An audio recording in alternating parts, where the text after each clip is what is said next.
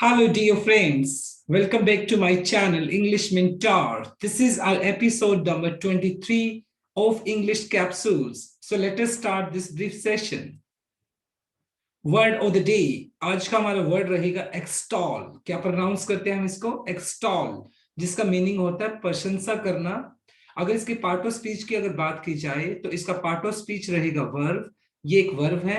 अगर इसके की टिप की बात की जाए तो आप इसको इस तरीके से याद रख सकते हैं, extra tall. Extra tall means extol. Extol का मीनिंग होता है प्रशंसा करना।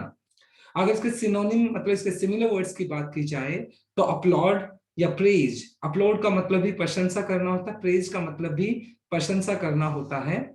इसके अपोजिट वर्ड की अगर बात की जाए, यानी इसके एंटोनिम की अगर बात की जाए तो कंडेम। कंडेम का मतलब किसी की प्रशंसा करना है, उसका अपोजिट होता है जब आप किसी को क्रिटिसाइज करते हैं, कंडेम हो गया। या डिनोंस। डिनोंस का मतलब भी होता है जब आप किसी को क्रिटिसाइज करते हैं।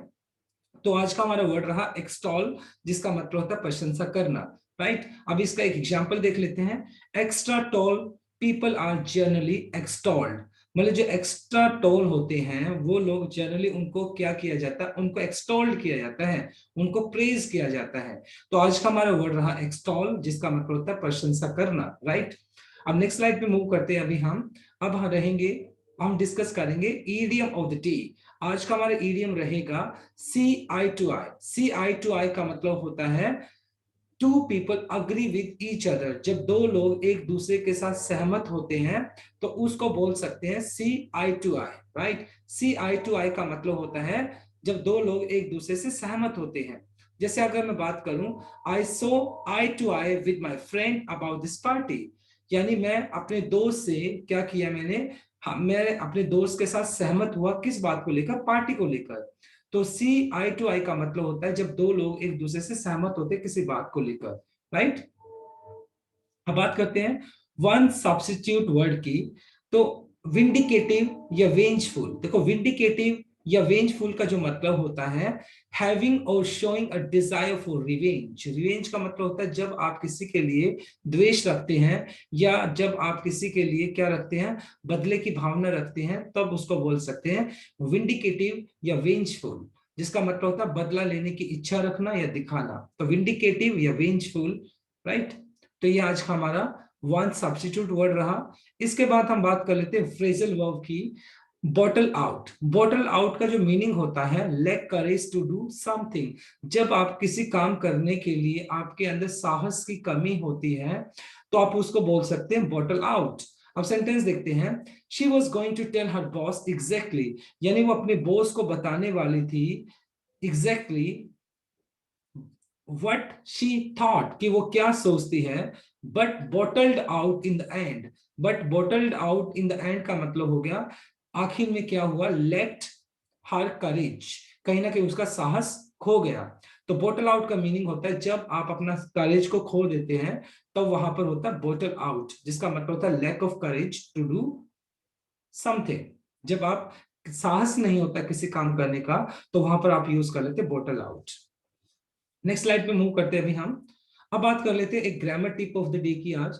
तो पहले हम देख लेते हैं कि एक सेंटेंस है, उसमें हमें कॉमन एरर को फाइंड आउट करना है।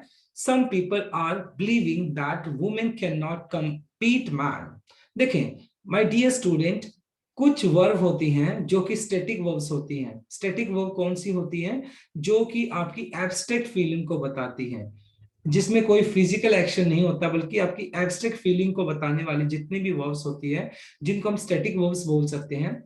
जैसे अग्री हो गया, बिलीव हो गया, कंसीडर हो गया, डाउट हो गया, डिफर हो गया, थिंक हो गया, लव हो गया, हेट हो गया। ये सारी की सारी आपकी एब्स्ट्रैक्ट फीलिंग को बताती है। तो जब कभी भी आप ऐसी वर्ब्स को यूज करते हैं तो जनरली ये जो वर्ब्स होती है वो कभी भी प्रोग्रेसिव फॉर्म में यूज नहीं होती है। इनको कभी भी प्रोग्रेसिव फॉर्म में यूज नहीं किया जाता, बल्कि हम इनको प्रेजेंट इंडेफिनाइट फॉर्म में ही यूज करते हैं। Some people are believing. तो यहाँ पर बिलीव एक क्या हो गया? आपका एक स्टैटिक वर्ब हो गया जो कि आपकी एब्स्ट्रैक्ट फीलिंग को बता रहा है। और जो एब्स्ट्रैक्ट फीलिंग को बताते हैं तो उनको हम प्रोग्रेसिव फॉर्म में यूज नहीं करते हैं, बल्कि हम उनको फर्स्ट फॉर्म में ही यूज करेंगे, प्रेजेंट इंडेफिनाइट में। तो सम पीपल आपका प्लूरल है तो इसलिए यहाँ पर बिलीव आ जाएगा, BLIEVE। तो बिलीव बन जाएगा, बिलीविंग नहीं आएगा, राइट। तो ये grammar tip of the day रहा आज का हमारा। अब लास्ट स्लाइड पे मूव करते हैं। अब बात कर लेते हैं कुछ डेली यूज सेंटेंसेस की। तो सबसे पहले हम बात कर लेते हैं let it be.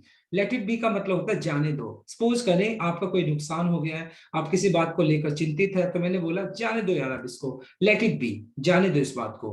Have a heart, देखो हैव ए हार्ट का मतलब होता है जब आप मतलब आपके साथ कोई बुरा हुआ हो, आपके साथ कुछ बुरा हो गया है, मैं आपको बोलता हूँ थोड़ा सब्र रखो, थोड़ा दिल छोटा मत करो। ओके, तो हम बोल सकते हो have a heart, have a heart, right.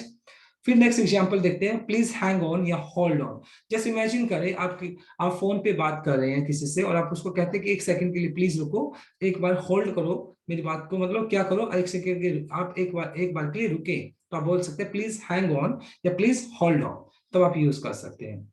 Surf the net का मतलब होता है इंटरनेट वगैरह चलाना, जब आप इंटरनेट पे ब्राउजिंग करते हैं उसके लिए आप बोल सकते हैं Surf the net.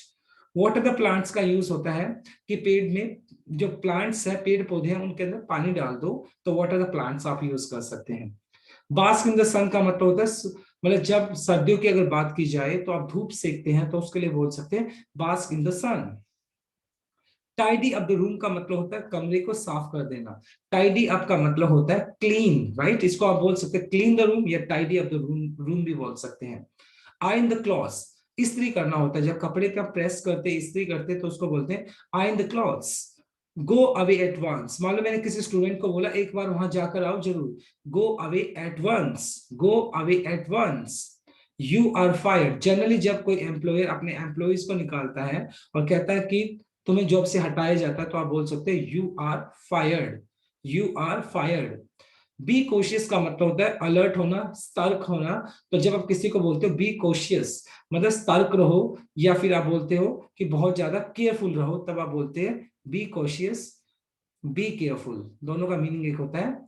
Just hold it for a second या फॉर अ मिनट, जब आप किसी को फोन पे बात कर रहे होते हैं तो आप बोल सकते हैं please just hold it for a second. या फिर मान लो आपके हाथ में कोई लगेज है या कोई बैग है, तो आप आपके साथ वाले दोस्त को आप बोलते हो कि यार एक सेकंड के लिए पकड़ना, एक मिनट के लिए पकड़ना इसको, तो आप क्या बोल सकते हो just hold it for a minute, please एक मिनट के लिए इसको पकड़ना। ओके, अगर इसी को बोलते हैं जस्ट होल्ड ऑन, अगर मैं यहाँ पे ऑन ऑन लगा देता, just hold on, just hold on for a minute. Hold on होता है तो मतलब जब आप फोन पे किसी को बोले कि होल्ड रखो एक मिनट के लिए, तब ये होता।